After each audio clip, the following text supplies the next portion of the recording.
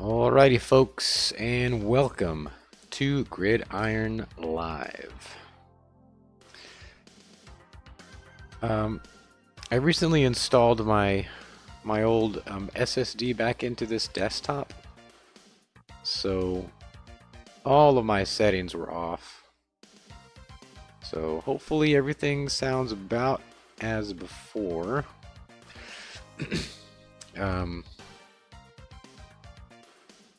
Had to play with the microphone and the video settings, and hopefully I'm not too loud and the music is alright. But anyway.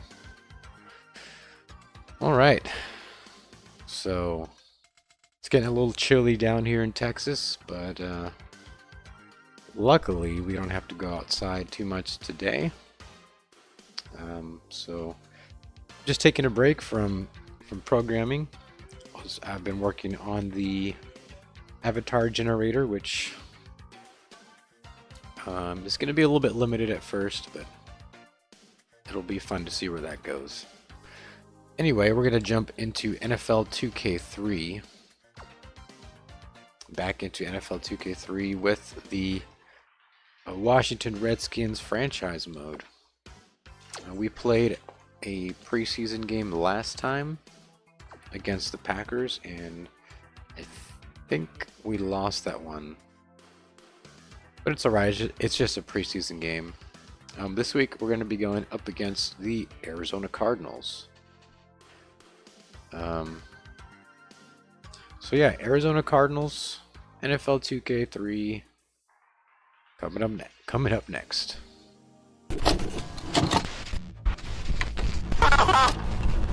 The right to bear arms is guaranteed in the Constitution, sir. We're going to hold on to him by the nose, and we're going to kick him in the ass. We're going to kick the hell out of him all the time, and we're going to go through him like crap through a goose. Roger Vick pounded his way for 11 yards and a touchdown after taking... We're going to cut out their living guts and use them to grease the treads of our tanks. We're going to murder those lousy Hun bastards by the bushel.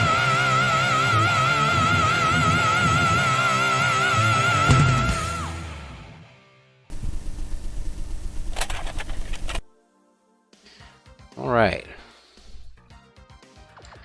so let's take a look at the Arizona Cardinals. Turn this volume down a little bit. We're going to take a look at the Arizona Cardinals. Do we have any stats? I guess they don't collect stats for the preseason, which I guess makes sense. Yeah, a whole lot of nothing. I guess we can't really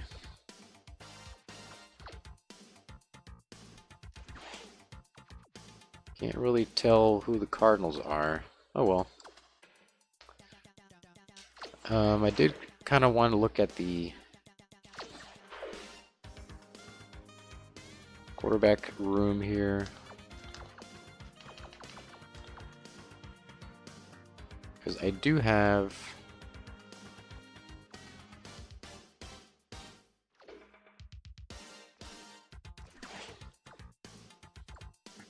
we do have someone who's a 77 overall, which isn't bad. And especially looking at how much I like to run the ball, probably don't need a top tier quarterback. But we do have a top tier running back in Stephen Davis out of Auburn. And we have Shane Matthews out of Florida. I just want to take a peek. I don't remember if there was anyone in the free agency. I could maybe fill a void a little bit. Got Jeff George from Illinois, 72. His accuracy is really low at 56. So I'm going to take a quick peek at YouTube and make sure we don't have any weird stream key shenanigans going on. Let's see. Ooh, looks like we're good. Nice. Just want to test our chat. We're going to say howdy. And see if we get a little notification in the chat. There it is. All right. And I should probably drop this.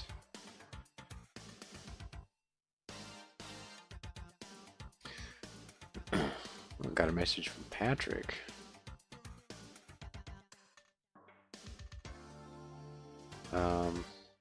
I need to post this in the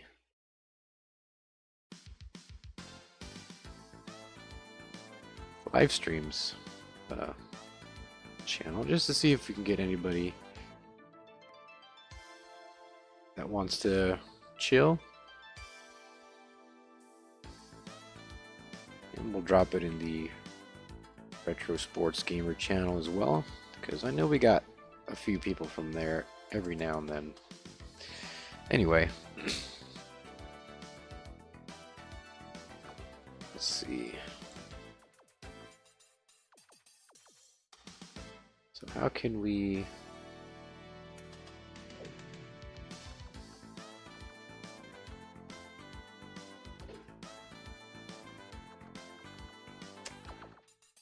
So we got 72.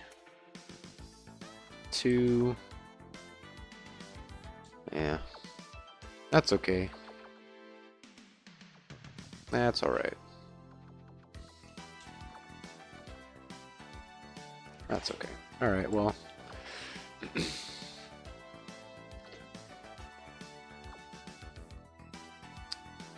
Let's go ahead and jump in.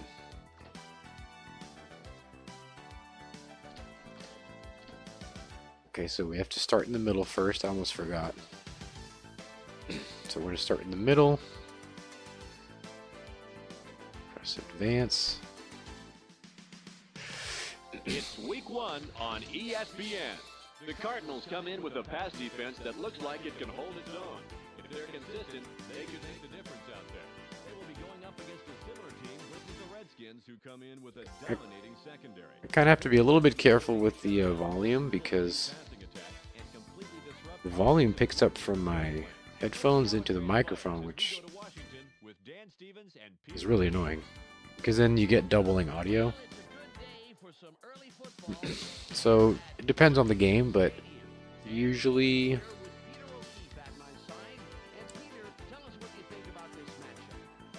if I leave my output at about 20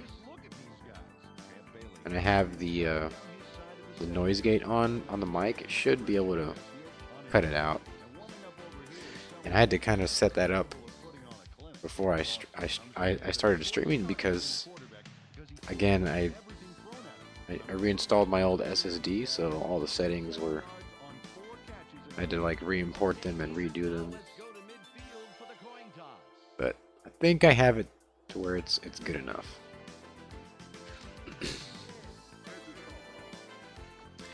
And then we're going to choose our side, of course, the Redskins. I believe coach mode is already turned on.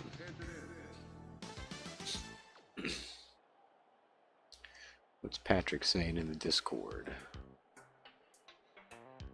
We'll pick that side.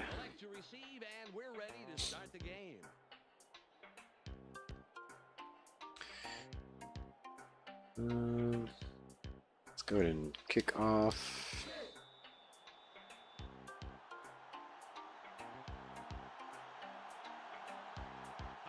Gives the signal, and we're ready to get this one started. Kick is up. Chip gets it deep. Back down at the 23-yard line. First down, Cardinals. Time for the O to get to work. Let's check it out. All right. So Arizona's coming out in the ace package. We'll give them the nickel to start things off. Ooh, the rollout. Intercepted first play of the game. Did you guys see that? Was that Champ Bailey?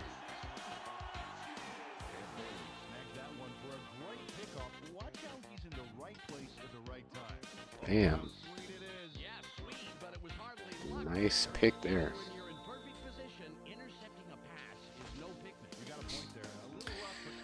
Got a lot of blankets over here. Too many blankets. God.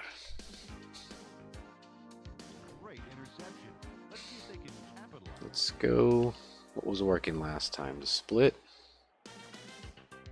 Yeah, I think that's what we had going last time.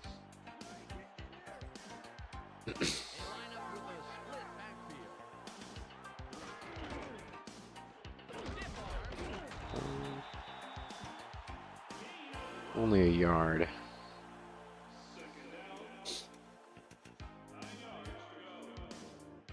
But the good thing is that we're pretty much in field goal range.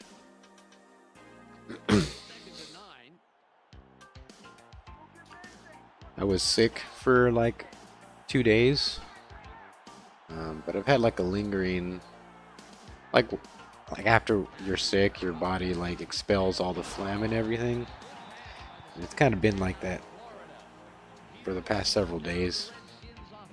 I don't have a fever or anything anymore, but there's still like that little bit of residual phlegm that kind of lingers in the throat and in the nose. Mucus, I guess. So that's been kind of annoying. So start in 2. Let's see what we got here. It's 3rd and 2. They line up with 3 wideouts. Can we get these 2 yards? Nope. Oh, maybe. Oh, there we go.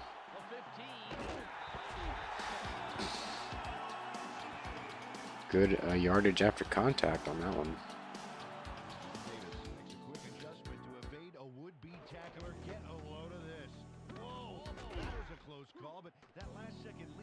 So that was all on number 48 there. Breaks that tackle, and then we get a good block by, I guess, 87.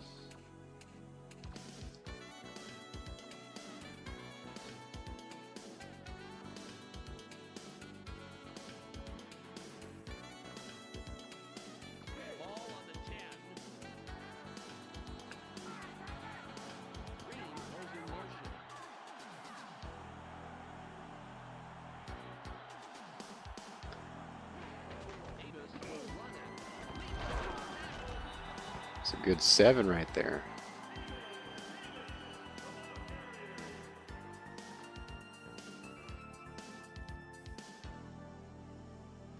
Got some short routes here that might work. Heavy box on Arizona's side. Oh, wide open. Easy.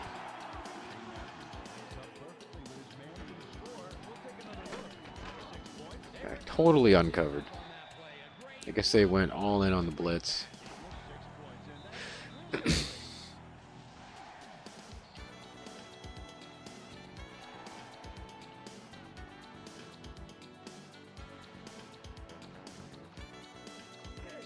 All right, so we score on our opening drive after a very athletic interception by, I think, what, Champ Bailey? Somebody named Bailey.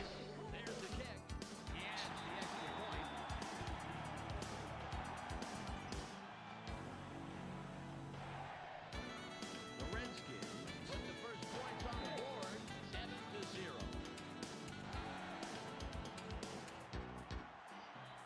Conway lines up for the kickoff. It's away. Chip will field it. And he turns it to about the 30, maybe the 29, 28. Well, last time they had it, they turned it over on the 29. inside. Let's see if they worked out the kinks here. Now they're going Kings. So that is a tight end, 3 wide. Deep pass deflected.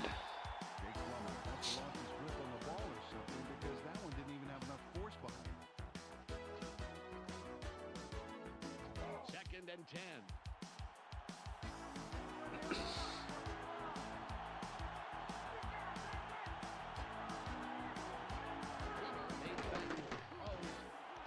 Oh.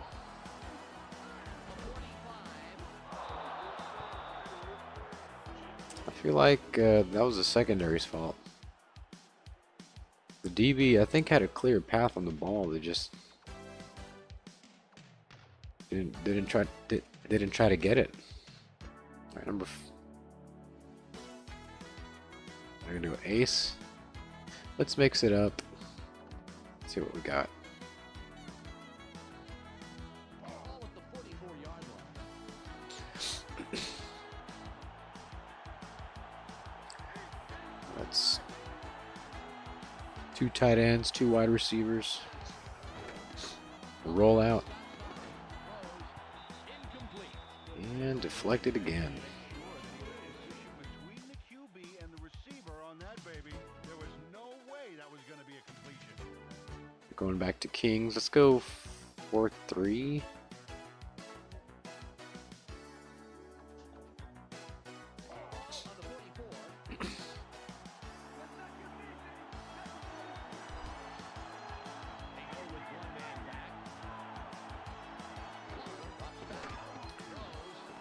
Intercepted again, right to him, man.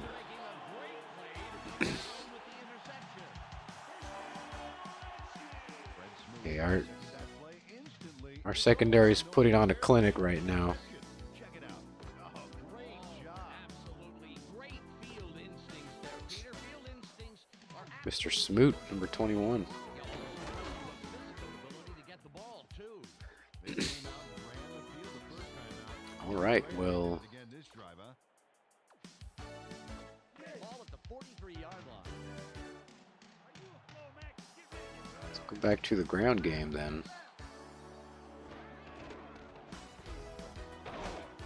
And he's stalled at the line. Hope the mic's okay. I don't just sound all wonky. Let's go. I do like that split spread formation.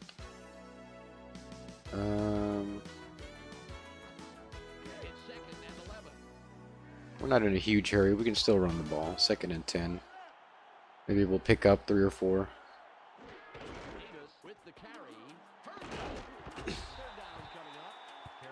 Yep, that was 4 yards that time.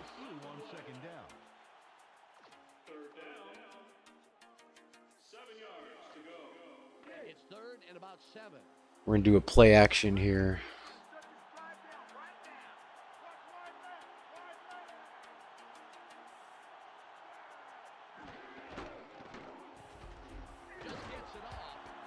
Oh my God, intercepted. That's the 3rd interception of the game. All right, well, they get one of them back. They've been having a tough time passing the ball today, Dan. They need to set up some short passes and work into the bigger. Not a big deal. We're going to go ace. Ball on the 31.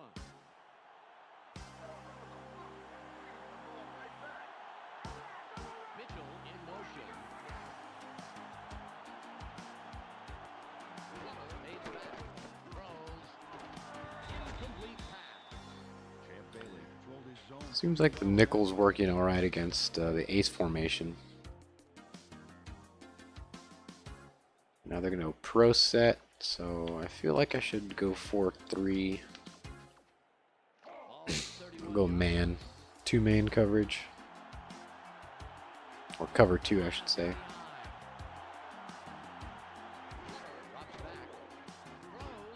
Shovel. Not much. The receiver was stopped pretty quickly, however, and there's still a ways to go to move the chains, Dan. been wanting to redo my stream overlay. What's Queens? I forget. Two backs. I wanted to do the stream overlay again, or redo it. Oh, they got it. I was thinking like maybe an ESPN kind of overlay would be kind of fun. It would make sense for all the type of games that I play, but it wouldn't make sense if I decide to play like some other game. Like it'd be kind of weird to see me playing Driver with an ESPN style overlay. So I'm not sure exactly what I'd like to get, but then again, I might just procrastinate and then just leave it how it is. Because how it is seems to work fine. I could just follow the crowd and go to StreamYards or whatever it's called.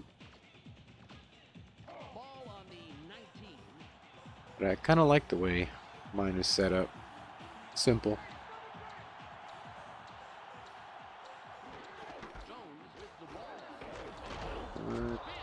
Decent run there, 6 yards.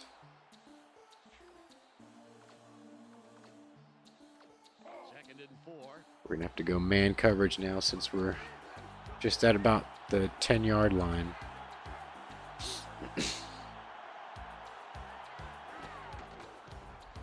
We got him.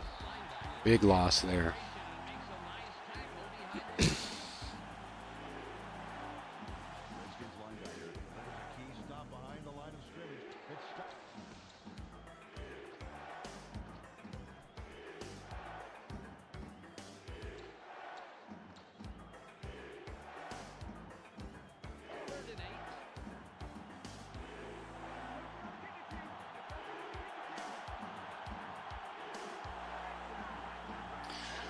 Third and 8.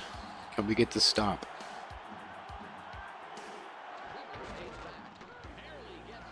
Oh man, they got the touchdown there. Links up perfectly with his man for the score. We'll take another look. That's 6 points. They were totally synced up on He got on the inside on that one. a great catch. Equals 6 points, and that's really great. See, 24 kind of drifted to the side a little bit. Dang.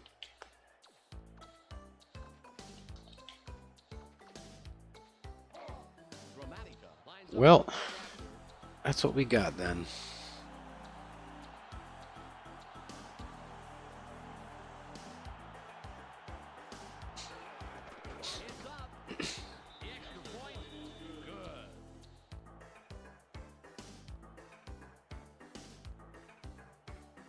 The Cardinals headlocked the game with that score.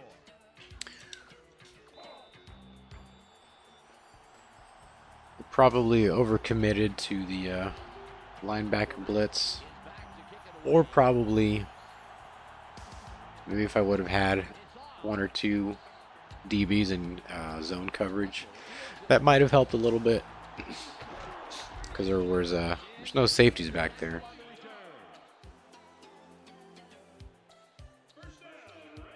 But it seems like the wide receiver did run a pretty good route, so.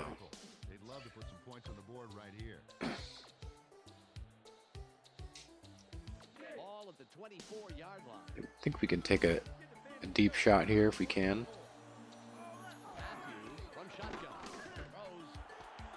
Oh my God.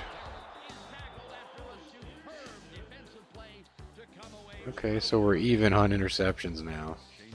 Didn't make the best choice on this pass, and he pays the price. Let's watch it. Well, easy. You know, Dan, the offense has to make that interception count. Let's see if they can punch this one into the end. Don't know, but I feel like I might have to change the interception. I don't know if this game has an interception slider. How's it going, Patrick? Things are going all right. It's a little cold down here in Texas, but we manage. So we started off the game pretty well. The Cardinals had the ball and we picked it off, I think the first play. And we went down and scored. And I think we got another interception after that. But things have kind of evened out because this is Arizona's second interception of the game.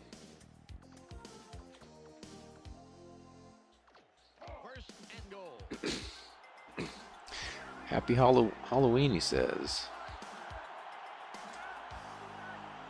Yeah, we got a little bit of decorations up in here. A lot of DIY stuff. We painted some candles.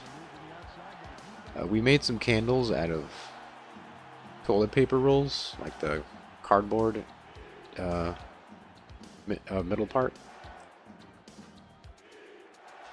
That's kind of fun. And then we strung them up by like a fishing line. And then we put an electric candle at the top. So it kind of looks like the candles are floating if you paint them white. Kind of fun. And then we got some spider webs up. And some spiders.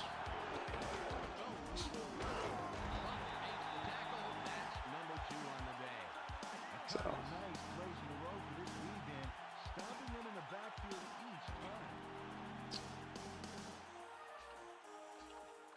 But they burned us on third down last time.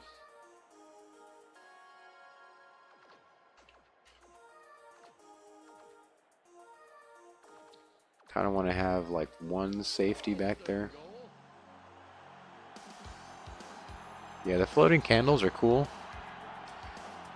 This is our first time doing it, so they don't look that great. But if you do them better, like if you do the hot glue and then paint them, try to make them look more solid, I think it would be a cool thing to have. Can't make them very heavy though, because we just have them hanging by a fishing line and wall tacks.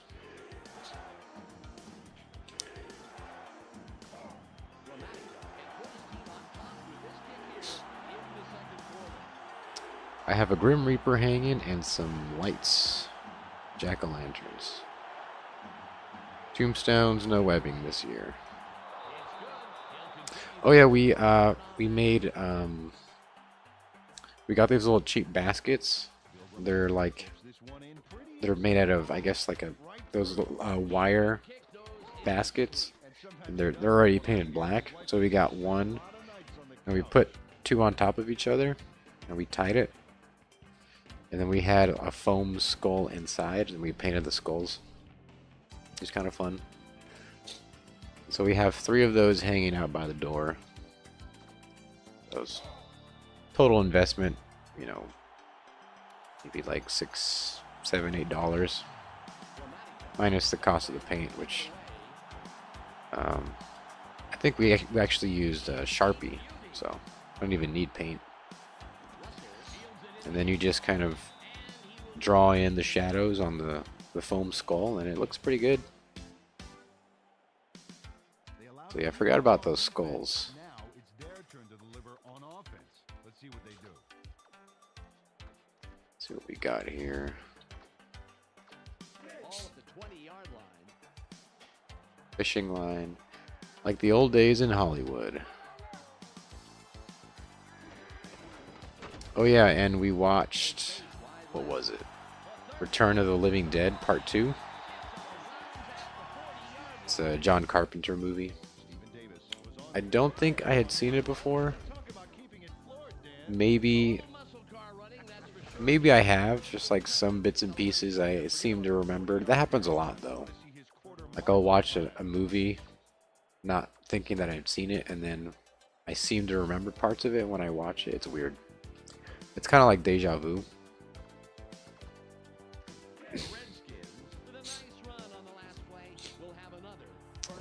but we watched Return of the Living Dead Part 2. And it's as, you know, cheesy 80s movie as you can get, but, you know, it's dumb fun.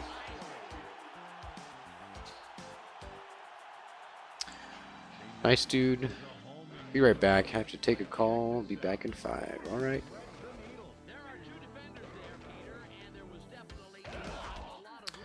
Good catch by whoever that was.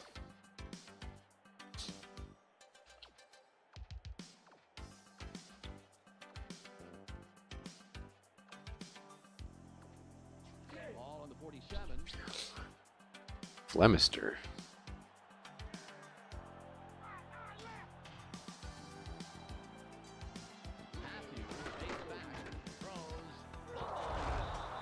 Come on.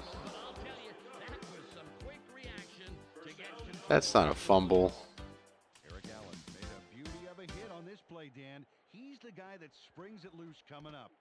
Oh, there's the contact. Yeah, Peter, it looks like that hit was just enough to make the ball squirt out of there. That's an incomplete pass. He didn't even take a step. Can we challenge this? I guess not. That only comes in 2K5.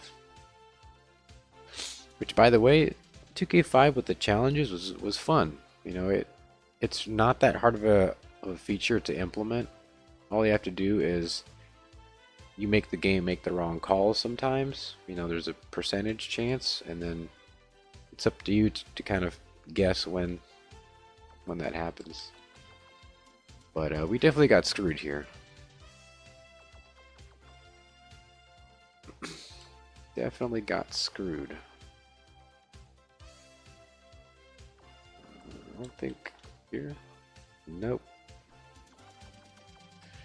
Yeah. That's 3 turnovers. My God. The game just doesn't want me to score. A minute and 20 on the game clock.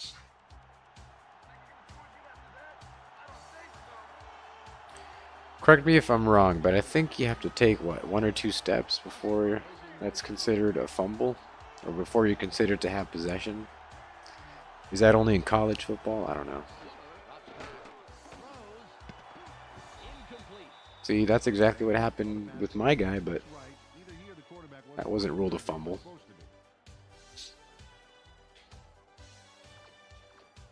Let's mix up the line stunts here. Second and 10.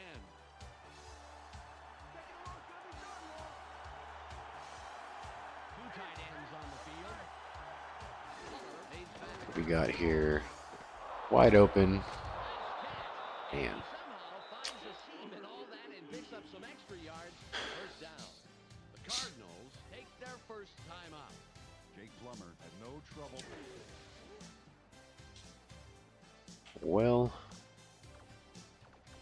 so they were at the 40, and we're at the 38.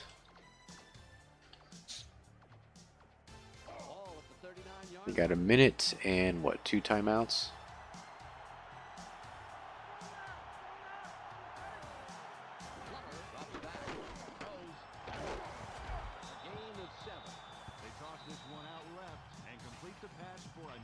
Is that their final? Cardinals will take a timeout. That's their second. No, that's their second one.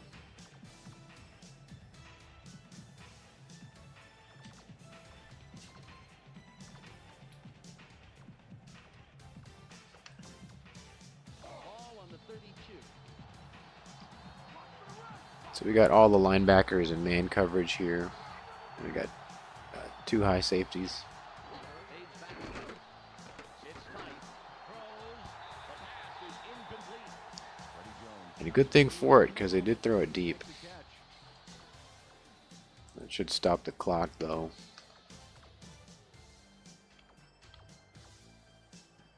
It's third and about 3.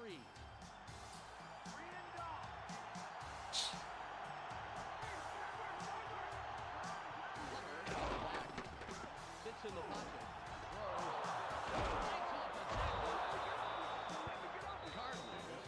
Well, they're at least going to get a field goal out of this. He connects with his receiver and airs it out for the completion. Yeah, they are in sync. They're able to depend on each other as the play unfolds. They actually look like Backstreet Boys. We'll keep one safety in zone coverage. Clock is at 55. We'll keep everything else tight. Jones with the carry. Straight ahead. Butler makes the hit. It's 2nd and 2. One man back.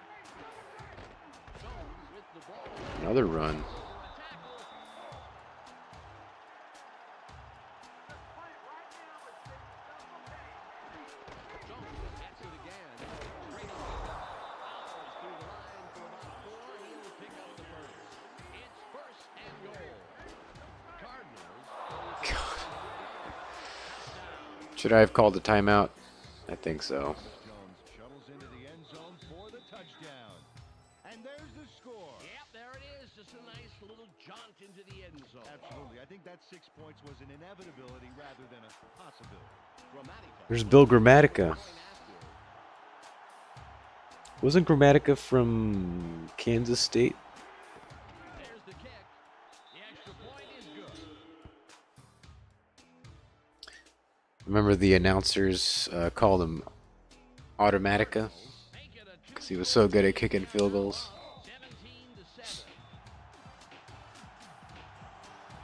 I seem to remember seeing him in the 1998 A&M Kansas State Big 12 championship game. I think it was at Kansas State. I could be totally wrong.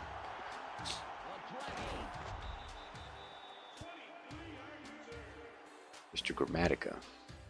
Well, just enough time for a play or two. Let's see what they decide. All right, we got 19 seconds. All we can do, throw some spaghetti routes out there. See if we can't shake someone loose. Goes 19 seconds. We got to score at least once. Matthews from shotgun. Throws. There we go. The 40. And he runs out of bounds. We'll just hurry up here. They line up in the shotgun. Matthews from the gun. Barely gets it off. Same guy. Unbelievable job to make the most out of that play. Runs out of bounds again. Great run after the catch. Ball on the 36. Matthews from shotgun. Throws. Same guy.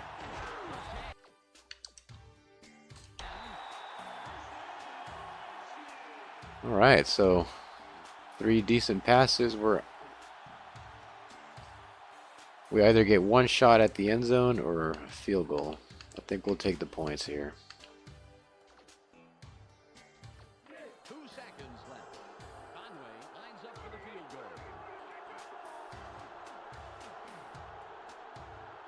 So what are you for Halloween? They say you dress up to ward away evil spirits. It's up. Um, They easily sails between the uprights. That'll do it for the first half. I haven't had any costume ideas. I honestly haven't dressed up for Halloween since high school. Studios for a halftime update. Or Welcome to the ESPN halftime. might have even been middle school. I think I was Darth Vader for one of those years. As we can see, their air attack is winning the battle so far, and it's one It was. they come into halftime. I've dressed up as Darth Vader, Passing attack with a total of 1 interception and 1 tackle. and I remember dressing up as Zorro as a kid. Half player. That will do it for now. And it was a total Reminding you to tune in cheapy costume that my father made for me. All he did was he cut a piece of fabric, he cut 2 eyes out of it, and then I wear a black t-shirt, black pants. And he literally rips a piece of wood off the fence, and that's my sword. But I had an idea for a costume, like we were talking about it. I forgot what it was. I wish I could remember because it was a good idea. I just forget. Man, what was it? Contributor for his team last drive. Let's see what he does this time out. Ball at the 20-yard line. I haven't in a while too, but I am this year to hand out candy. Yeah, I remember.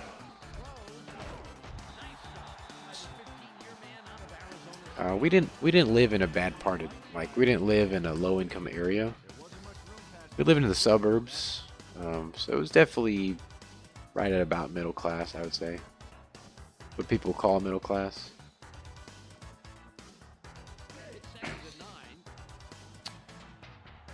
And we definitely had, a trick or treat scene, but for some reason, my father would always take us to the richer neighborhoods, because that's where all the cool decorations were and everything, and all the best candy was in that area. And I feel like there was a lot of people that did that, which kind of sucks, because then like your area kind of sucks because everyone goes away.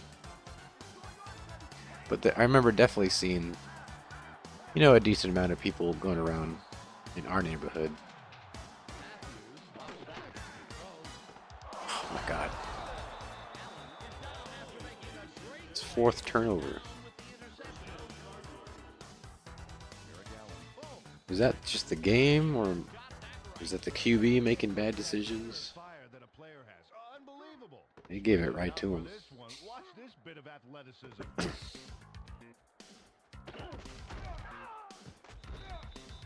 But yeah, I would just stay in and watch like Halloween movies, and then whenever I hear a knock at the door, I'd just go give them their Snickers bar or whatever it was.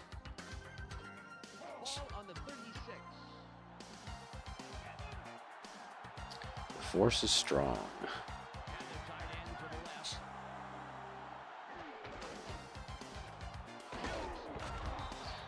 And I think I went trick-or-treating a couple times with my friend. Most of the time, we would just stay in.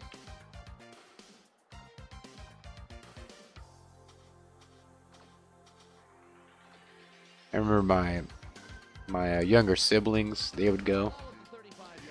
And so the house was pretty quiet. I had it to myself on Halloweens.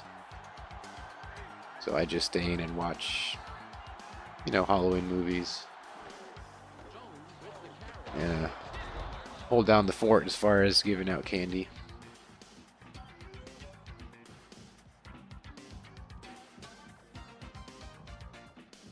Third and 4.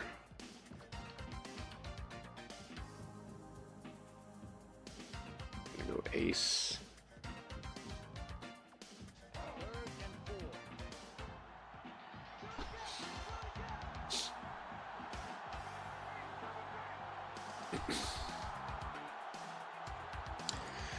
We've been watching some Halloween movies, what we could consider to be Halloween movies. We watched The Strangers, I think. I think it's from 2008. Almost watched Children of the Corn, which I don't think I've ever seen. I've seen bits.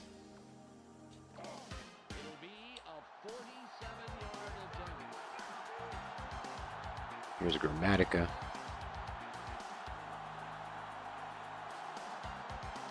Let's see what we got. And it looks like it's going to be good. Yep. Canada's pretty safe, but I understand thinking twice about going in bad neighborhoods. I did as a kid, but it's the idea, I guess. It'll be fun on being a pirate. Oh, nice, a pirate. I feel like the pirate is like one of those what do you call it? One of the basic ones, like one of the tried and true outfits that people wear. It's kind of like going to the Renaissance Festival, if you've ever been to one of those. For some reason, there's just people always dressed as pirates, even though it's the Renaissance Festival, so it's supposed to be like... I mean, the Renaissance was what, like the 1400s to like the 15 to 1600s? Something like that. So the whole pirate thing, the whole 18th century pirate thing is like a little bit older, or a little bit newer, I guess. But yeah, Pirates is one of those that I think a lot of people do because it's easy, and a lot of the costumes are pretty good out of the box if you just go and buy one.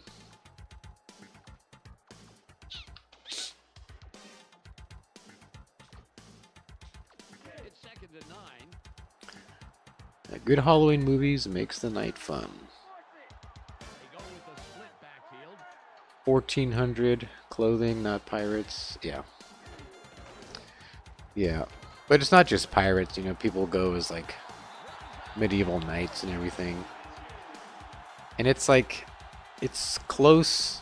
You know, the 1400s did have your armored knights and everything. But people will go as like crusaders and stuff like that, or they'll go as like characters from RPG games and stuff. Basically, it's just an opportunity for people to cosplay, which is fine, you know. Whatever. Ball at the 40-yard line. But as far as like the staff of the actual Renaissance Festival, they're all wearing Renaissance clothing. So it's like the big hats and the colorful puffy sleeves and all that.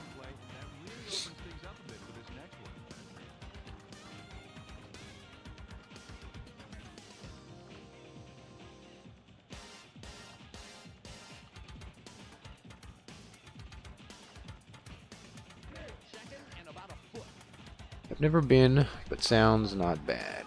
My uncle and aunt went to one in Philadelphia. Well, there's one. There's probably a few. There's definitely one in Texas. I don't know how many there are, though. I think there's one in, like, Iowa or something. And I actually don't know if it's, like, if the thing that's called the Renaissance Festival is, like, one company that just plants them around the country, or if it's just something that you do, like a company, any company will just set up a Renaissance style thing. I don't know.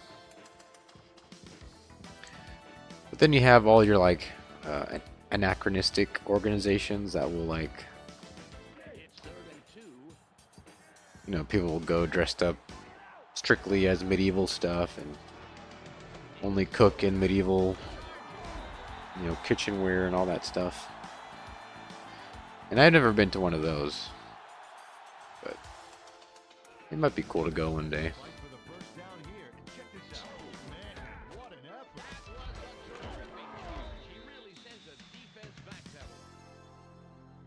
Canadians and Americans are similar. Yeah, there's a lot of shared things between Americans and Canadians. There's also a lot of difference, but not too much. Not enough to not want to associate with a random American or a random Canadian.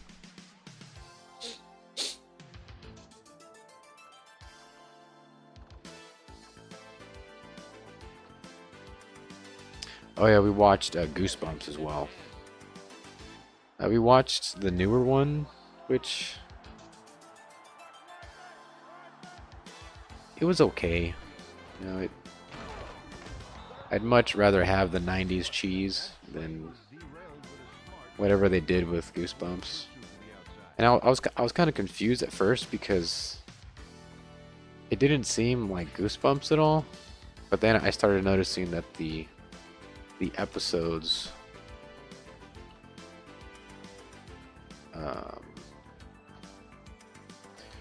some of the episodes followed some of the best episodes in the original Goosebumps series.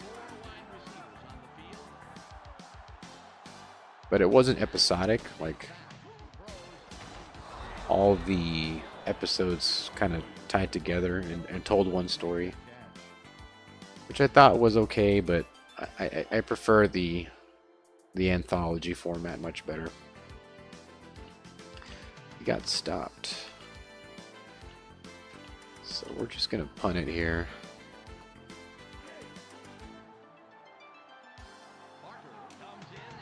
But yeah, much prefer the 90s cheese Goosebumps and the Are You Afraid of the Dark?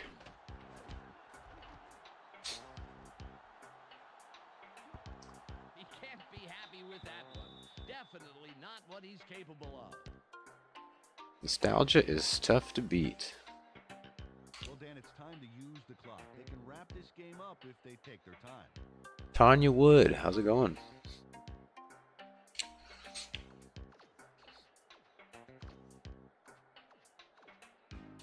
Ball at the 21-yard line. Yeah, I mean, it's partially nostalgia, that's true. But,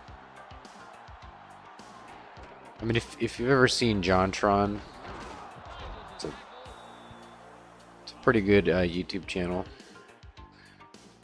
But he made fun of the Goosebumps series. But if you just watch that, you would think Goosebumps is just like a silly TV show. And it still kind of is. You know, it's made for kids. But there's only like a couple that are like really bad. Some of them are like interesting ideas. They're just, you know, executed at a low budget. You know. So you kind of have to put your like high expectations away just a little bit. And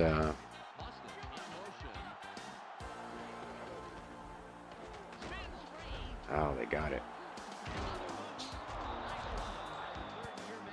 Kind of give it a break, and it's actually, you know, fairly entertaining. Thomas Jones all wound up right here, and let's move just in time. Watch this.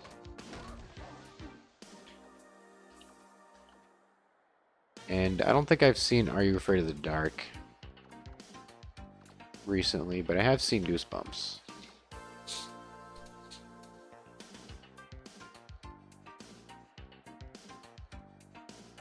The older Goosebumps are better. Oh, they're going to go all the way to the 2-minute warning. They're up 2 scores, though, because they got 4 freaking turnovers. Ball at the 37-yard line. We've reached the 2-minute warning.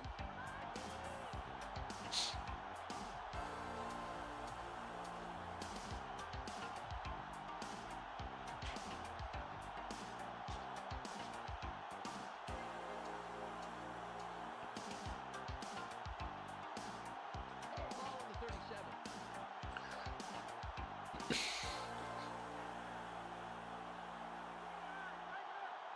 I remember watching Goosebumps. It was definitely a lot scarier as a kid, for sure. The Redskins take their first timeout. And I feel like we might have seen an episode or two in school for some reason.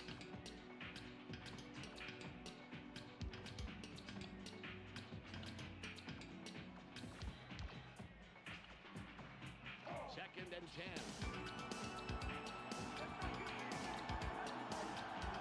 Two wide receivers on the field. Can we get a stop here? Cardinals. Boom. Jukes.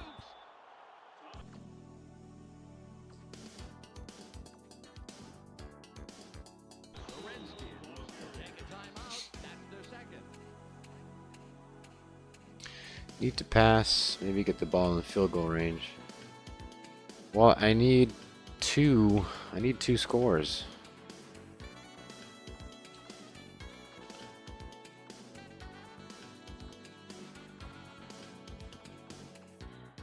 It's 3rd and 9.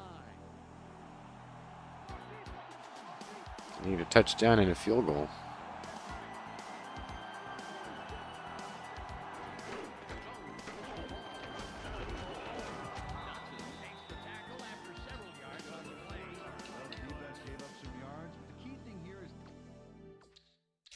I guess I'll have to take this timeout to save those 38 seconds or whatever. And we'll just have to go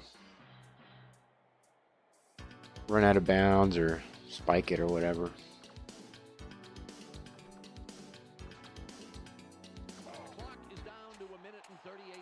Goosebumps is well written. Which is why. Oh, why it still slaps, unlike one and done Halloween movies.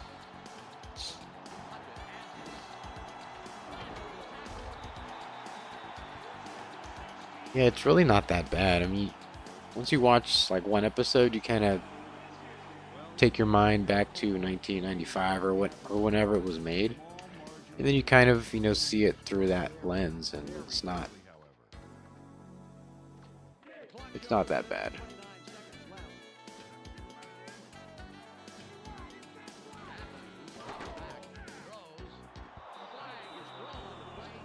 Can we get some PI?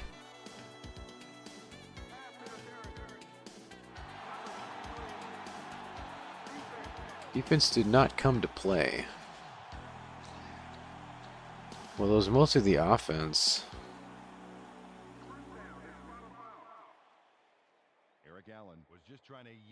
And then I think a bogus call on a fumble. It wasn't a fumble, it was a dropped pass. The Redskins get a free first down from the defensive penalty. Allen gets set after committing the penalty. Matthews fades back, throws.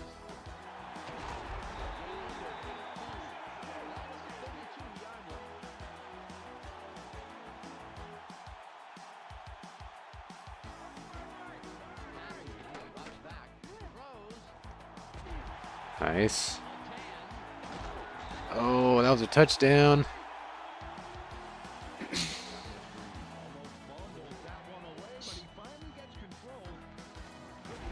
Came in clutch.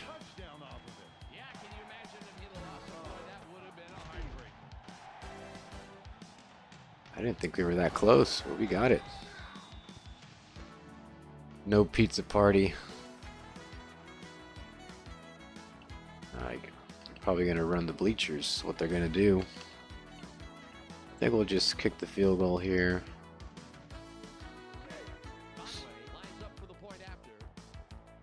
The coach should just make them do their own laundry if they lose again. Yeah, I guess they don't do their own laundry.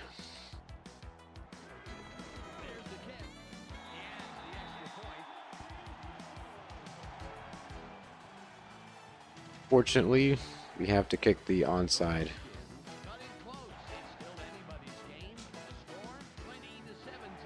Because we can't stop the clock, so we have to get the possession here.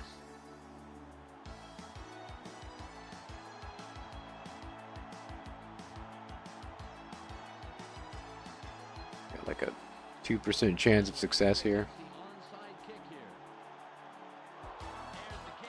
Right to him. Man.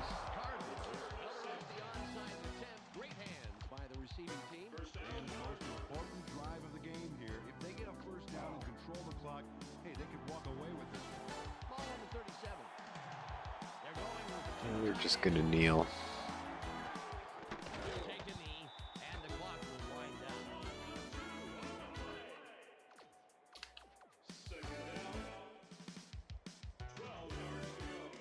Yeah, I can't stop the clock. Unless something crazy happens, that's it. Well, nice push at the end, but I mean, 4 turnovers, what can you do?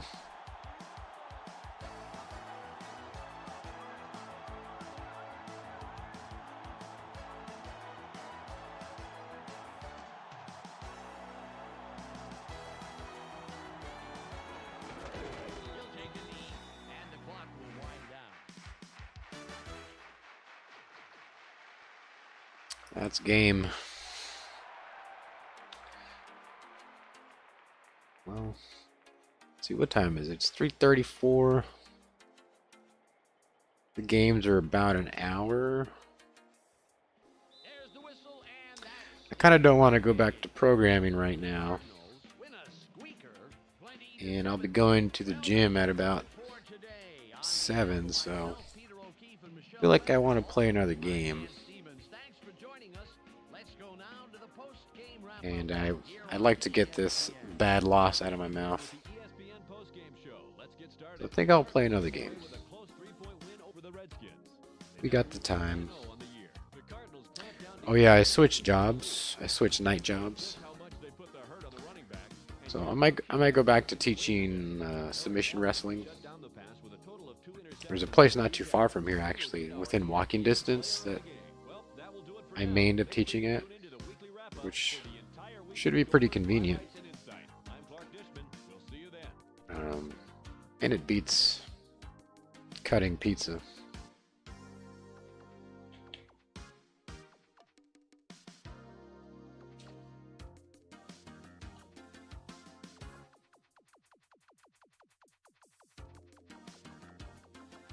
Where's the turnover mark?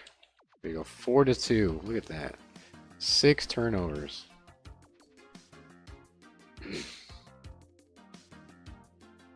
Halloween bonus game. Good for you. Yeah, wrestling's good exercise.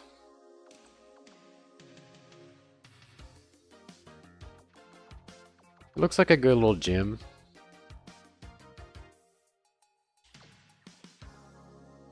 Let's see what we got. Ooh, here's a rivalry game between Philadelphia and Washington.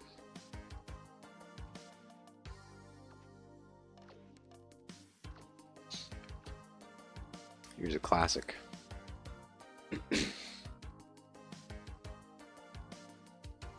Week number 2.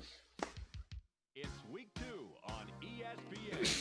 The Eagles come into this game with surprising quickness and skill in their secondary. Their top-tier passing Such a nice looking UI. teams in the NFL at number 5. They will have their hands full versus the Redskins, who come in with a plain bad passing attack. This may be an area that could make or break them today. Let's see how it transpires as we go to Washington with Dan Stevens. Keeps your skills sharp. Welcome. It's a Yeah, it's nice to be able to be put under the stress of someone trying to crush you and with me as always is on a frequent basis. well, Peter, tell us what we have in store for us. Yeah, these two players match up well. And it's a good way, you know, just to get some exercise. On top, the home coach met me at dinner last night, and Kind of helps with, passing game was headed in the right direction.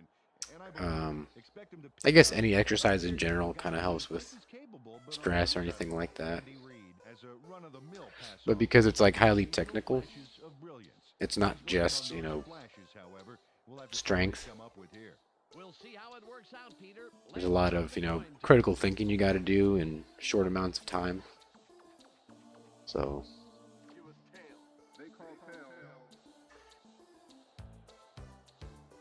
the problem I've always had is at some places I feel like there's people that want you to be like a world champion, and they feel like that's the only people they can learn from. I'm definitely not a world champion. I'm one of the better ones in my gym, but I've also been there for 7 years or something. So I feel like there's a lot of pressure to like constantly be able to crush your students, which I'm not a fan of that.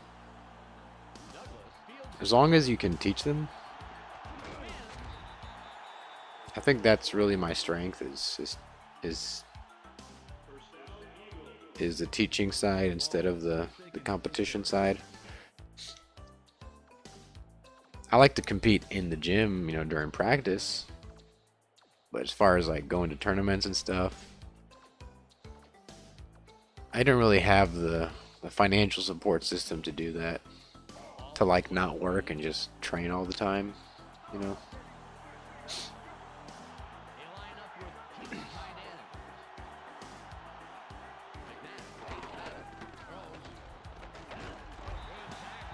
So this is a Donovan McNabb Eagles team. Let's look at the Eagles starting offense. First up, the offensive line. Trey Thomas powers up this line considerably, and that will give his quarterback more As good as the Eagles were in this, early 2000s period, I don't think they ever won a Super Bowl.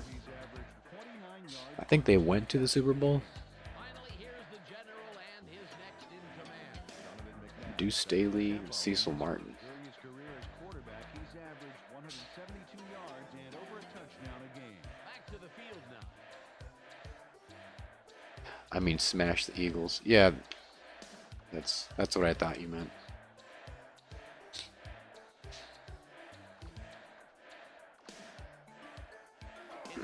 Whoops, I don't want to do that.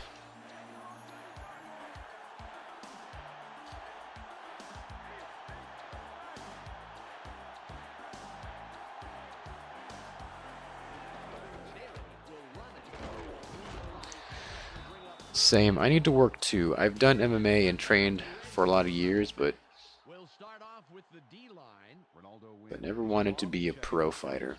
He energizes this squad in a big way. Yeah, there's a difference between training maybe like a fighter and then being a fighter. He's the standout player of this Like, I obviously do programming and stuff like that. disrupts pass attempts I do a lot of writing, or I used to. I'm kind of in a season of programming only right now. It's really hard to write and be creative in a different way in the middle of it. So that's what I'm kind of focusing on. But I do a lot of things to where I really don't want to have my head smashed around that much.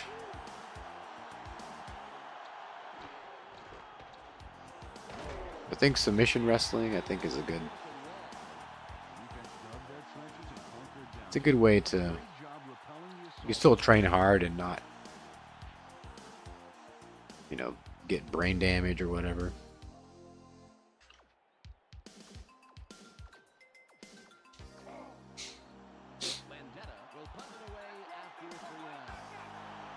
Julius Cruz says they went to the Super Bowl in 2005, but they lost to the Patriots.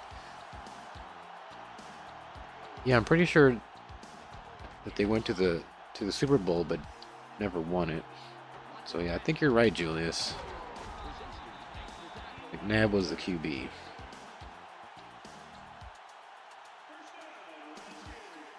Well, the defense did their job and forced a 3 and out. Now it's the I think this was McNabb the quarterback right before they got Michael Vick. I think so. Ball at the 43-yard line.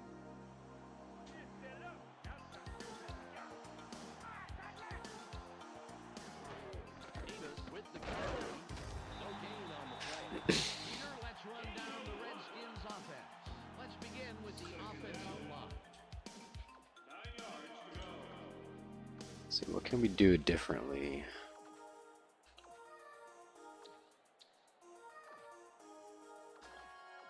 Strong tackle lead. Ball on the 44. Kind of like that. They line up in the eye.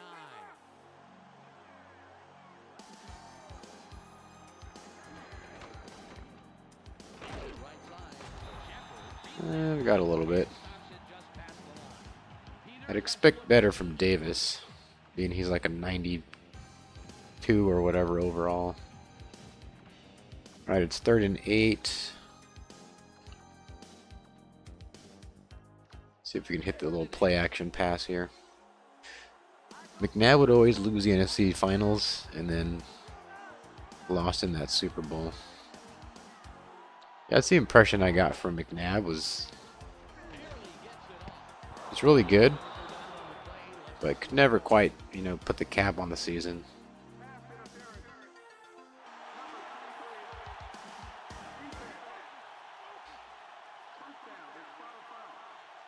I guess a little bit like Tony Romo.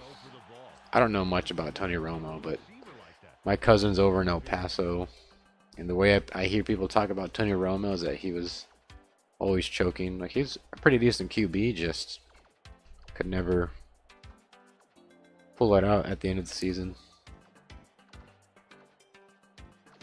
The Redskins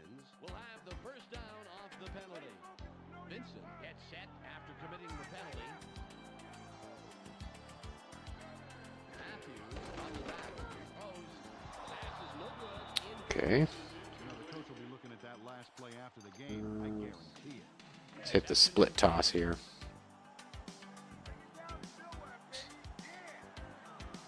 Split backfield. Dang. By the 11-year man out of Wisconsin. Okay. On that play. That leaves a lot of work to be done for third down. 3rd and 10. We'll hit the double cross. They're going with 4 wideouts. Matthews fades back. Throws. Come on. Incomplete. Lockett should have come back for that one. I think he could have made a play on it.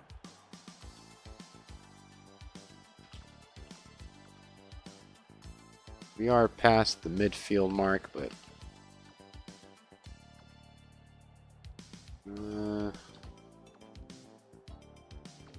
see if we can't lock them down into their, or pin them down into their 20-yard line, maybe inside the 15.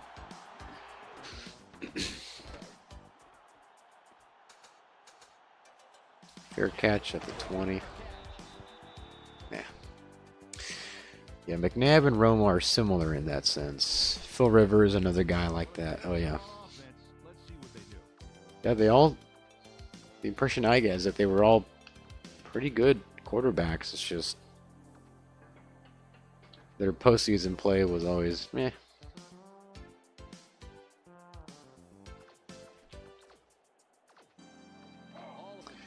Who knows why?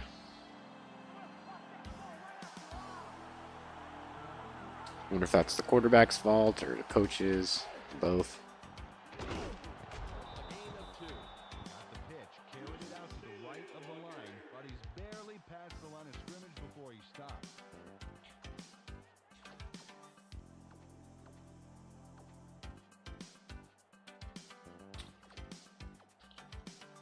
We're going back to ace. Ball on the 22. We'll put our linebackers in man. They go with the I formation. Looks like they have 2 tight ends. McNabb drops back. Throws. Tipped. There we go. Incomplete. James Thrash had a shot at it, but the ball drifted just a little left. Carson Palmer. Tough to win, but it's nice. Well, yeah, everybody wants to win. I've been in such a... I've been reading comments on videos about Jimbo Fisher at Texas A&M. I'm like getting into the comments and everything. People want to win, but they don't want to sit through the grind. It's tough to win. Almost bobbles the pass, but manages to corral it in. Oh, great catch. Wow, you bet. Fantastic hand-eye coordination. Do you play fantasy football? I remember like several years ago, somebody invited me to a league, and I didn't really get into it. Like I set up the team and I didn't touch it after that. I know how it works, but Ball at the 38-yard line. I guess because I never really followed professional sports that much. McNabb drops back. I didn't really have an incentive to watch and keep up with everything. He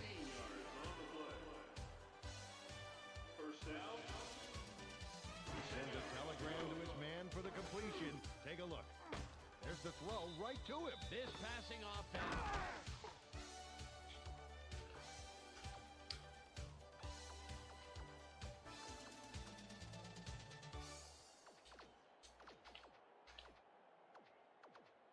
Ball on the Maybe hit him with a blitz this time. I have to watch that Jimbo documentary. Jimbo, do you mean... What documentary are you talking about?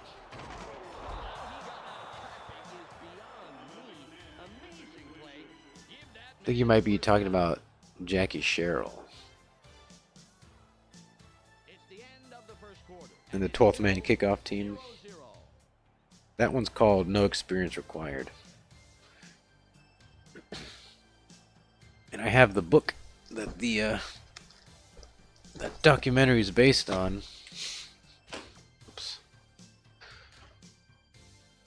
The book is right here. It's called No Experience Required. Of course, it's in mirror image. Jackie Sherrill and the Texas A&M's 12th man kickoff team.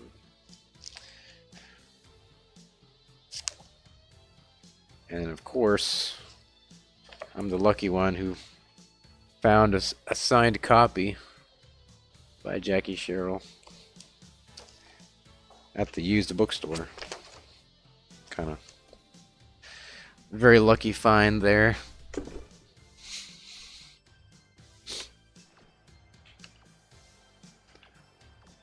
Oh God. Going to Pro Set. We haven't been able to get any pressure on the QB.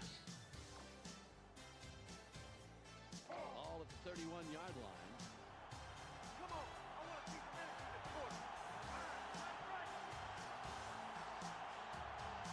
McNabb drops back, throws. It's caught on the wing. Nice pass by the 4-year man out of Syracuse. They toss this one out left and complete it for a nice pickup off first down. 4 yards to go.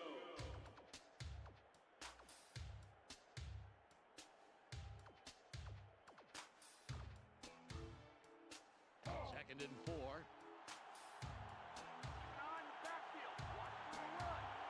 I'm actually not a fan of these Eagles uniforms. I know they had the Kelly green for decades. And it's like, it's not bad, it's just, in comparison to that prominent green color, it's like, you get this washed out midnight green. Fantastic job finding the open lanes.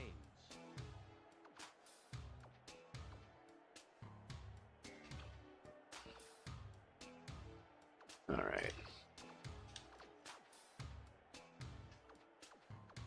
The Eagles backed up their fourth first down on I this. thought there would be a documentary about Jimbo. Tight end is lined up left. I can't think of any documentaries about Jimbo Fisher.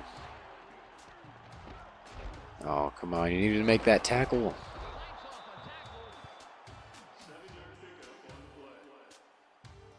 He has a podcast show, though, Jimbo Fisher. I believe it's the Texas A&M. They're the ones who, like when they had Kevin Sumlin, they called it the Kevin Sumlin Radio Show.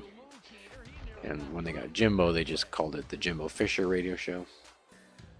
It's not really his idea. It's more of an A&M media thing. Ball on the 9. But they do it at Rudy's Barbecue. It's kind of cool. That'll bring up third and short. Well, this run gets stuffed as well, and it's because the O-line's having real Not problems. big into college football, more pro. They gotta put something together if they want to run the ball. I like watching college football because I watch Texas A&M. I don't watch a lot of games outside of Texas A&M. Believe it or not. I'll watch some games, pieces of it here and there. But mostly I just watch the A&M games, and that's it. I do like to read the results, though.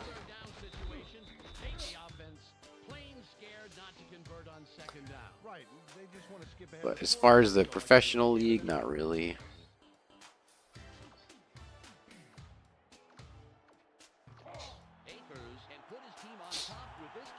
I like the playoffs. Yeah, the playoffs are weird. Because now they have a 12. They're going to switch to 12-team playoff.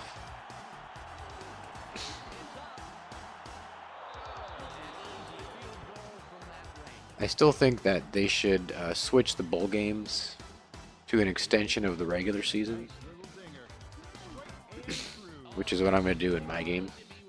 But I think they should switch the bowl games to be an extension of the regular season. So you still have to qualify for the bowl games, but the bowl games are still taken into account for your playoff status.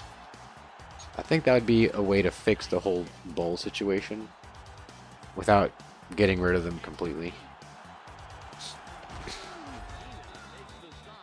Because right now they make like the semifinals into the big bowl games, like the Sugar Bowl, the Cotton Bowl, the Fiesta or whatever, the Rose Bowl. Kind of like how the NFC Championship games or the AFC Championship games, they are conference championship games, but they're a part of the playoff. That's kind of the format they're taking, which I guess works. But the thing is that you have all these other bowl games that before used to have a level of prestige, and now they don't because of the playoff. So I think they should cut down on the number of bowl games a little bit, and then just make them a part of the regular season, like you know, just like you would take into account the team's regular season, you take into account their bowl game for the playoff status. And I think that would fix it.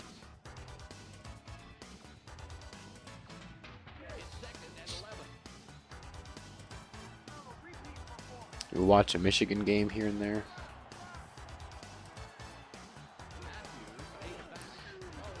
Yeah, Michigan's one of those teams that's consistently been at the top for a while.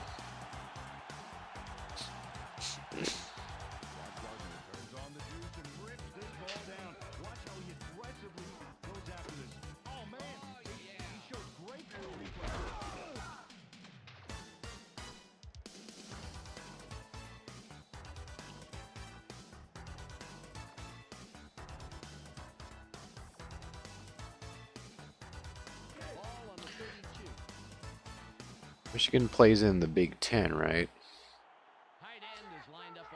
How many good teams are there in the Big Ten? You got Michigan, Ohio State.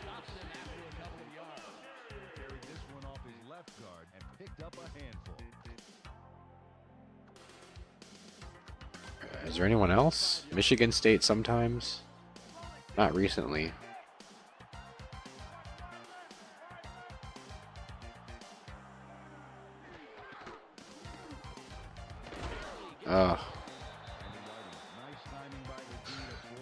Everyone wants to feel like they won something and they make money.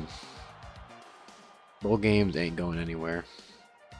For the purity of the game, I understand what you're saying, though.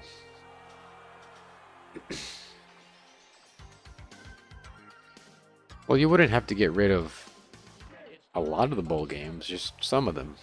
Like, how many people are watching the Idaho Potato Bowl, you know? How many people are watching the Cheez-It Bowl? Probably not that many. So what would end up happening is that you would have like 6 and 7 win teams. Like that's bowl eligible in today's game. But what would end up happening is that not every 6 and 7 win team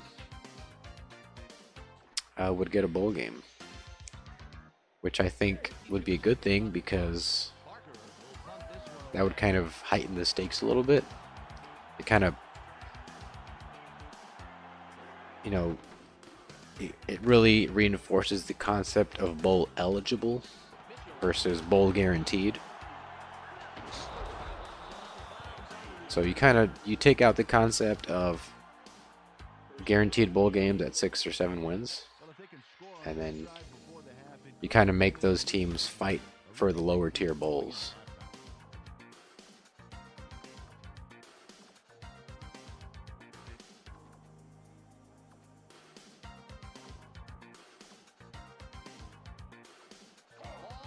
And then I guess for the teams that are out of reach of the playoffs, you still end up with the problem of, you know, this is still an exhibition game.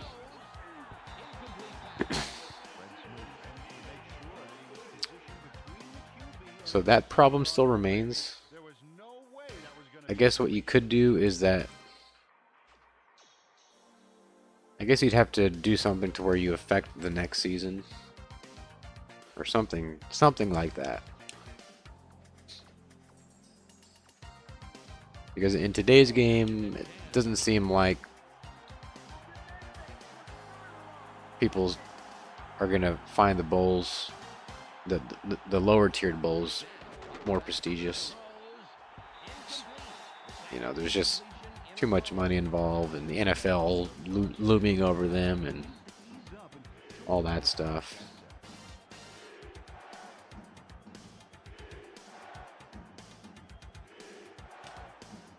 We're gonna go dime this time.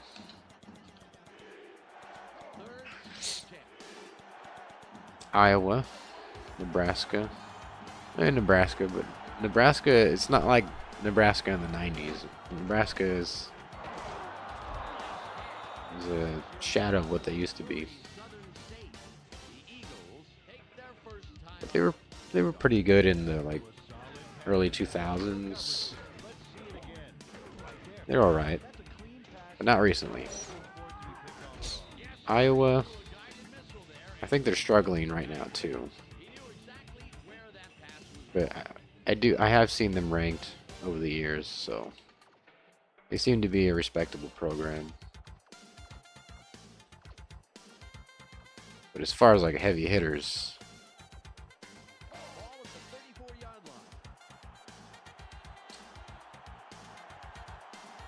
glorified exhibition game.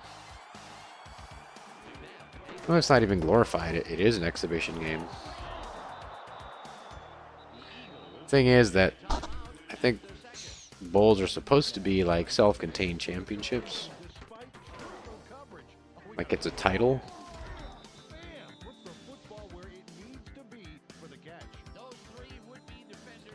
So,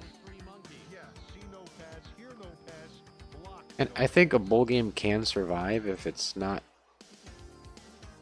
tied to any playoff or tied to any like next season implication. I think it can survive, but you have to take out the smaller bowls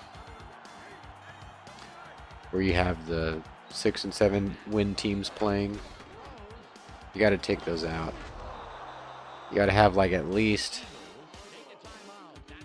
like 8 win teams, 9 win teams playing for bowl games. That way, you know, the games are between more competitive teams, and that way there's some prestige to beating them. It kind of gives some value to the championship, to the bowl game.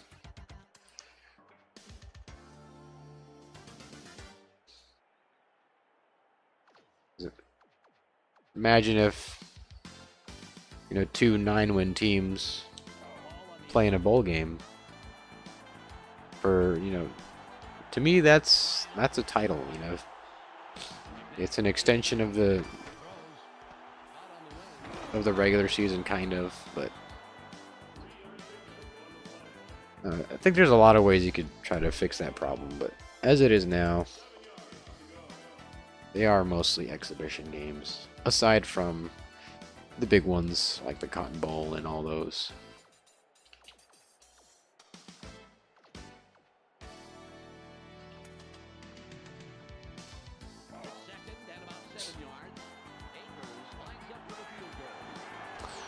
Vegas always wants more games.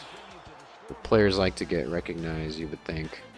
I don't think some of them do, but you just have that NFL looming over them.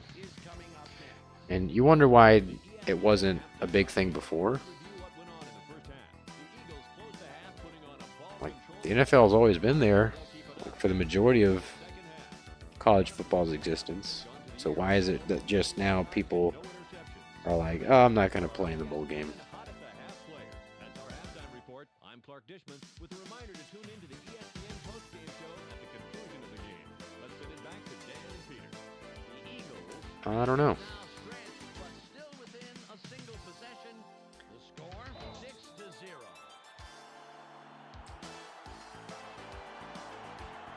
Nebraska was great in the 90s, in the 80s. I think in the 90s too. I think Nebraska played Florida for the national title and just totally demolished them. Like it wasn't even that close of a game. It's kind of like the game between Notre Dame and Alabama in 2012, I think. It's like, are you sure this is number 2? Because it wasn't even close. And like TCU and Georgia. There we go. Is that a touchdown? No, they might cut him off.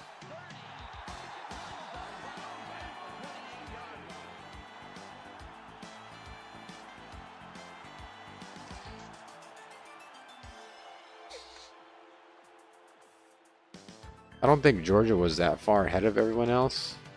It's just that TCU wasn't at Georgia's level. I can think of a couple teams that would have played them better. Alabama, of course.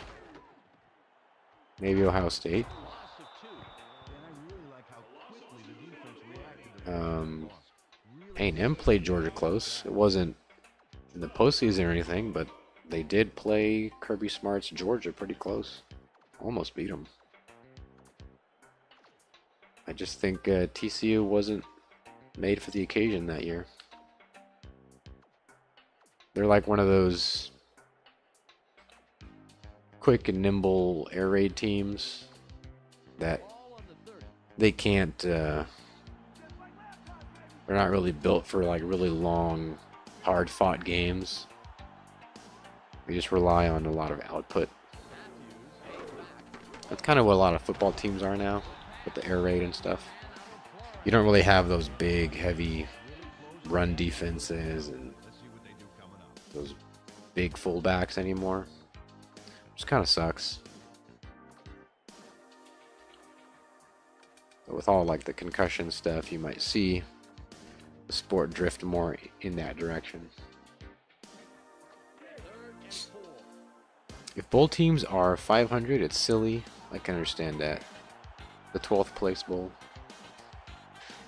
As player or organization, you like it, but as fan, it's a lot of bowls. Yeah, and it's crazy to see like 200 people in the stands of those bowl games.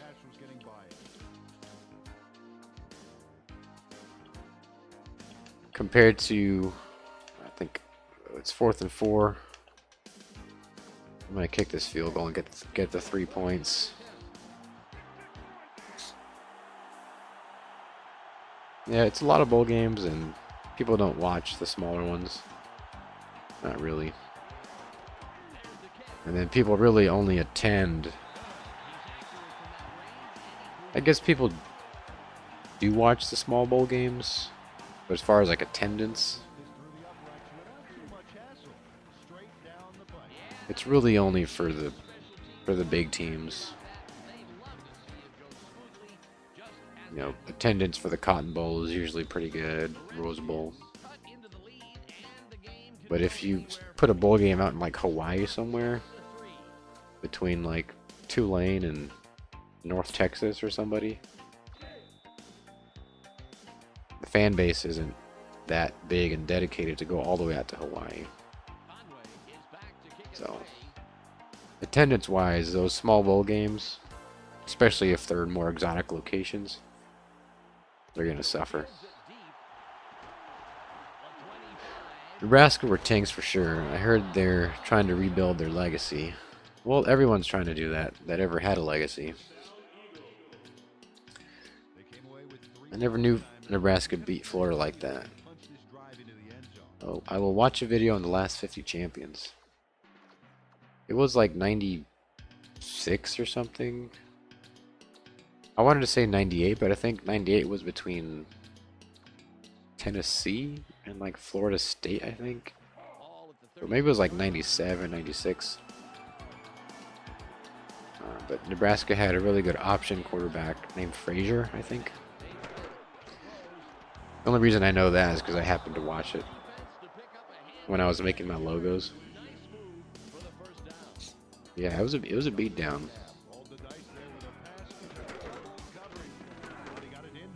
And I don't remember Nebraska's coach, but Florida had Steve Spurrier, and he was a pretty good coach. Had a good winning history. Just they didn't have it that year.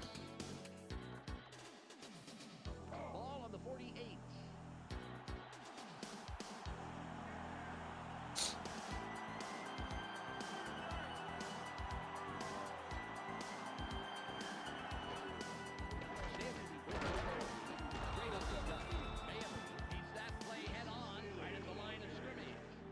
This one just left of center, but there wasn't much room past the line of scrimmage on that one. It's a low-scoring game here, 6-3.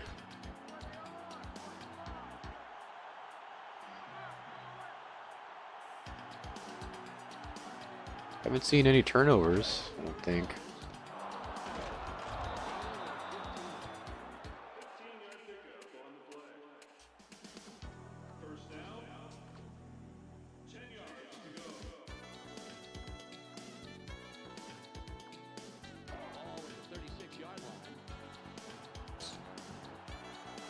Freddie Mitchell.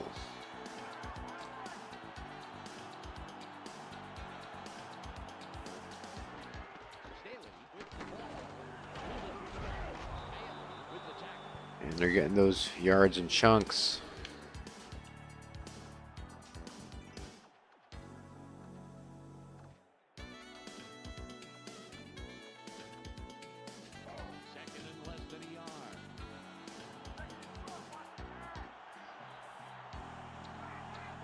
Kids will be coming soon, I bet.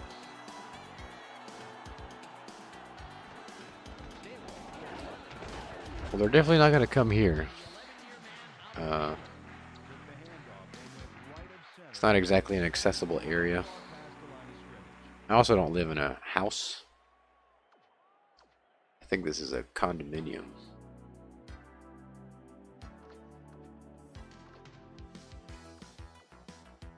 People will probably go to another location.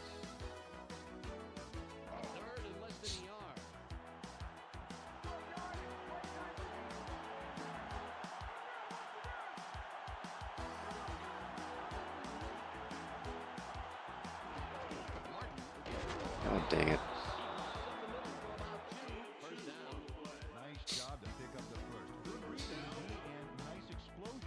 I actually forget if we even had plans today. Might have talked about it.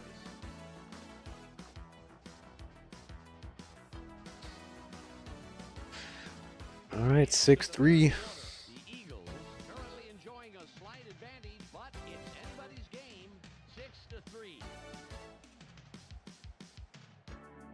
If we don't have any plans, I guess I'll just go to the gym. But I guess it's Halloween, so there may not even be a lot of people there.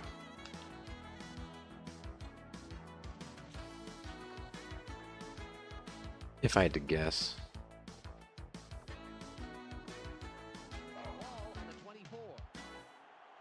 But there might be, because it's not that late, so people will probably still have plenty of time for trick-or-treating.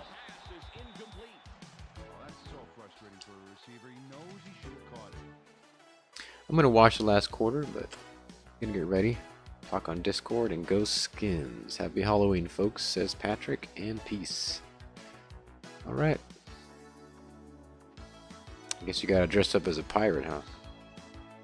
Well, good luck.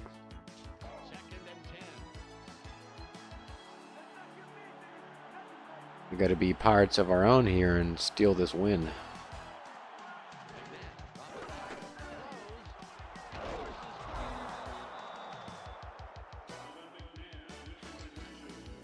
Not with defense like that, though.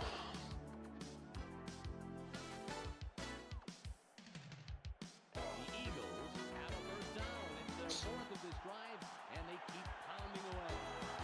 Gonna throw the sink at him.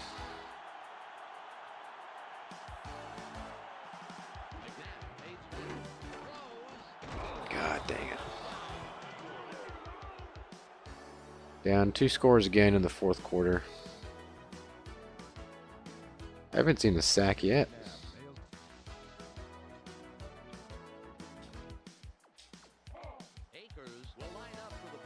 12, 13-3, down 10 points.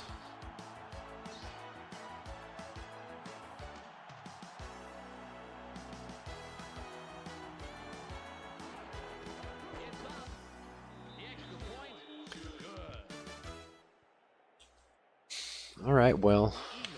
Making a two-score game. They are now up 13-3. Akers sets up and will kick it away. Gotta get the pass game going. Got 4 minutes left. It's pretty much the whole quarter. If we run the ball like I usually do, we'll probably run out of time. At the 19-yard line. So might only go for runs sparingly. Assuming we even get a first down, which has not been the norm.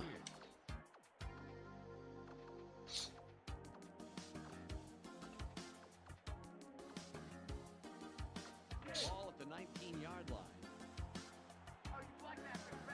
Just one man in the backfield. Matthews drops back, throws, shoots. Here we go. Flips him over the first down marker. That really opens things up a bit for this next one.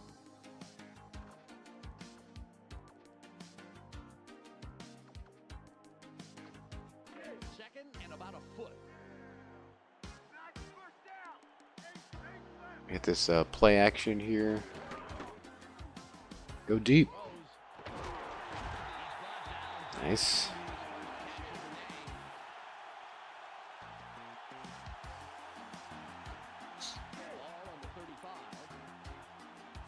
Time's a ticking.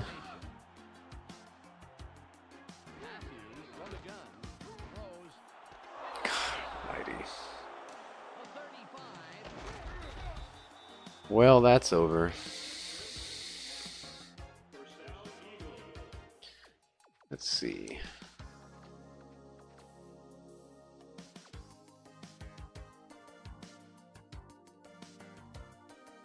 Pass strength is 67. Pass accuracy 77. That's not bad. Read coverage 74. Confidence 74. Vision 70.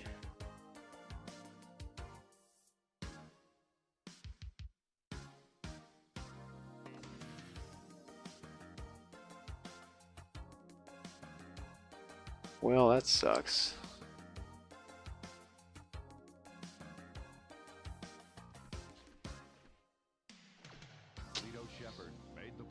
Let's look at this again and check out the interception. Well, Dan, they're on target to cruise to the finish line. Just move the ball and take as much time off the clock. That's what, the 4th pick we've thrown this season? Man. So much for that. I don't think I'm going to have enough time, considering that Philadelphia is probably going to have a long drive here.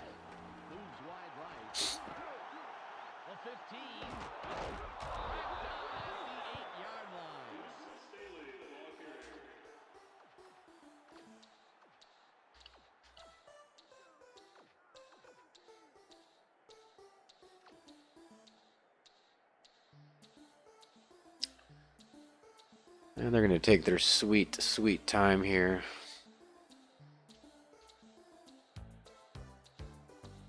I mean, if we do manage to stop them and they only get a field goal, we still will only need 2 scores.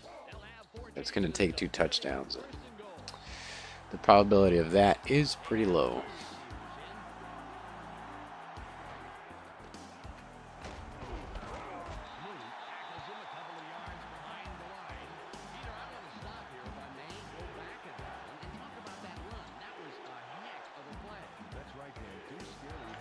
They're going to take it down to the 2-minute warning. This was a pretty close game, but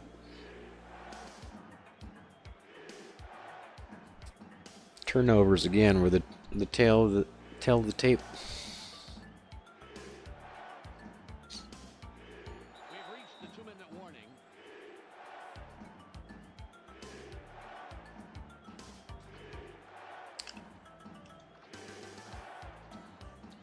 Second and goal. They line up in the eye.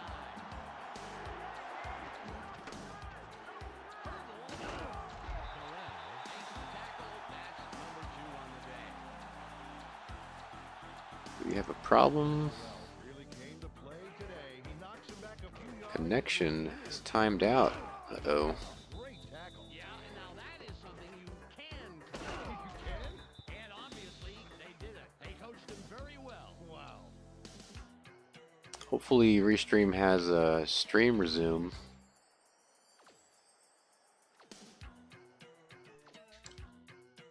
The Redskins take their first time out. I think so. Looks like it. Third and goal.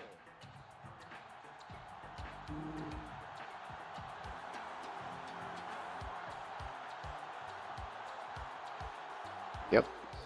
Alright, that's good. Boom.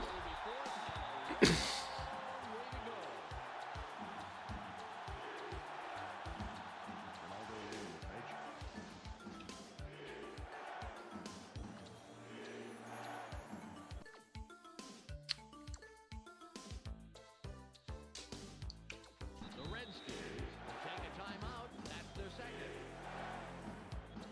They're gonna kick this. A minute and 23 seconds left. Akers lines up for the field goal. David Akers. It's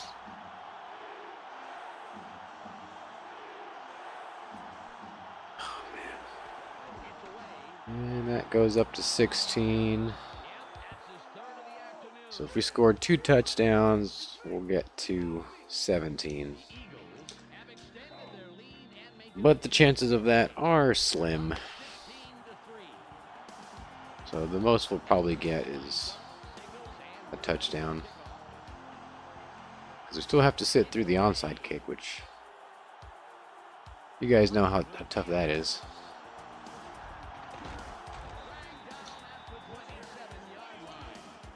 Well, it'll take a miracle or three, but they have the smallest of small margins to win. They will need to score very, very quickly, however. The clock reads 1:16. Matthews from shotgun.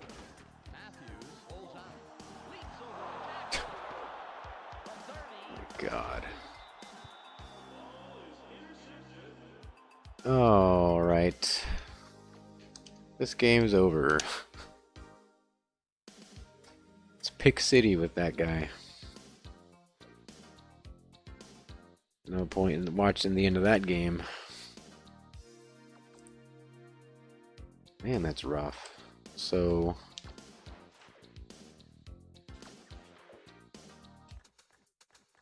whoops.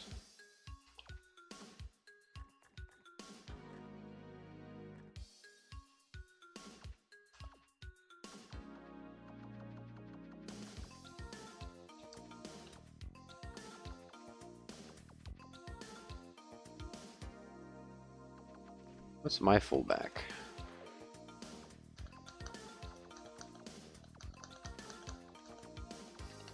Maybe, let's see,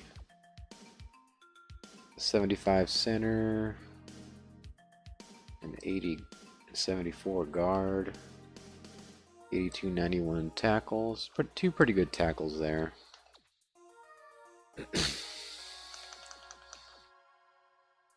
Tight ends, pretty abysmal.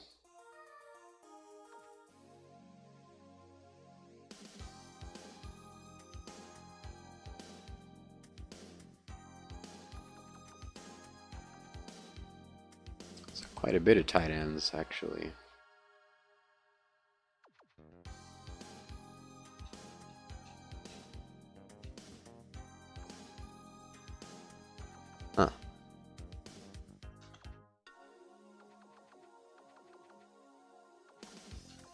wide receivers are also pretty weak. Not a good fullback. Sam Gash. Wide receivers are weak. Tight ends.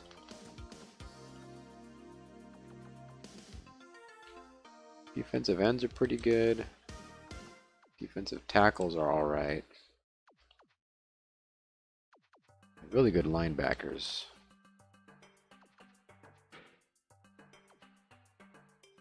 Got Champ Bailey there. Fred Smoot. Sam Shade. David Terrell.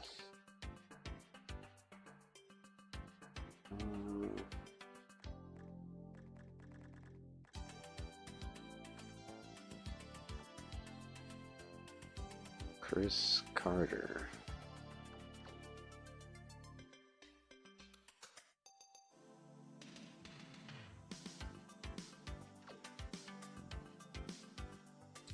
So we have to... There are definitely players we can get rid of. Like these tight ends. This guy.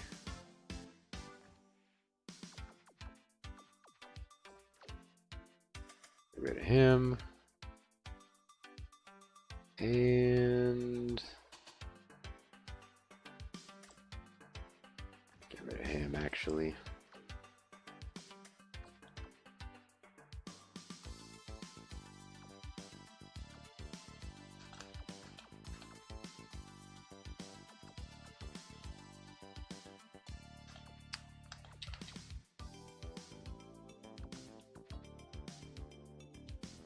Do we need this guy? Probably not. So we got a $1.42 million penalty, which I guess is all right.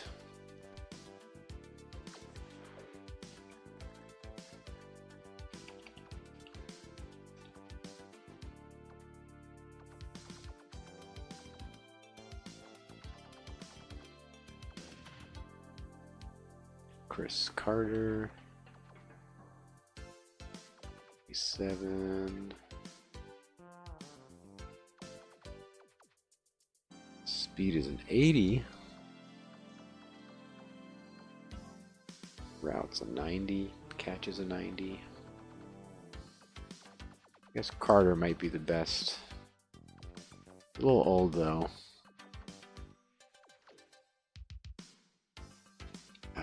1.85.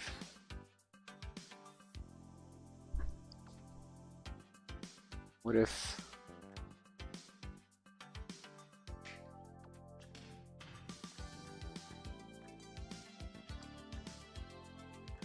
Oh, that's not even working.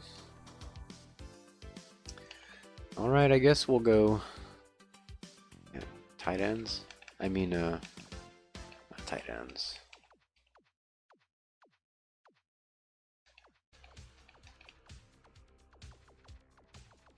Need another serviceable running wide receiver. Wants $2 million. Don't have that.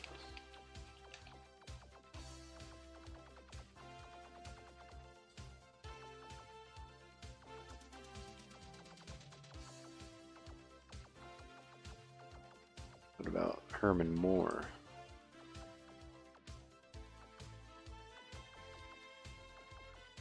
Albert Connell out of Texas A&M.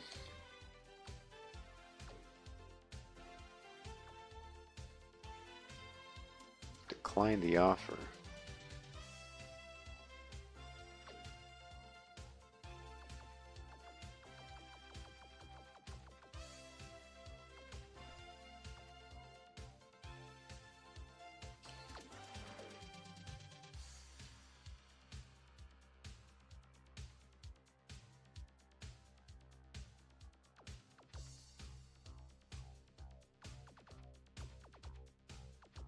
Three serviceable wide receivers here. I have a bunch of defensive tackles.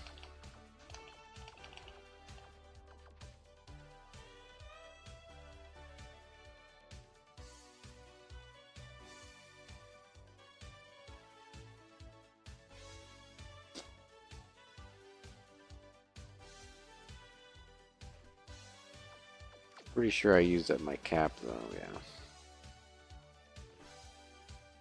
Well, that's gonna have to do for now. Let's go ahead and save this to the memory card. And we're gonna get out of here. Alrighty folks, I think that's gonna do it for me. Hope you guys enjoyed it. Thanks for Patrick and Mr. Cruz, I think, was in here. Let's see. We had one more person, like Tanya Wood. Thanks for stopping by. Always appreciate it. But that's gonna do it for me. Hope you guys enjoyed it, and I will be seeing you guys in the next one.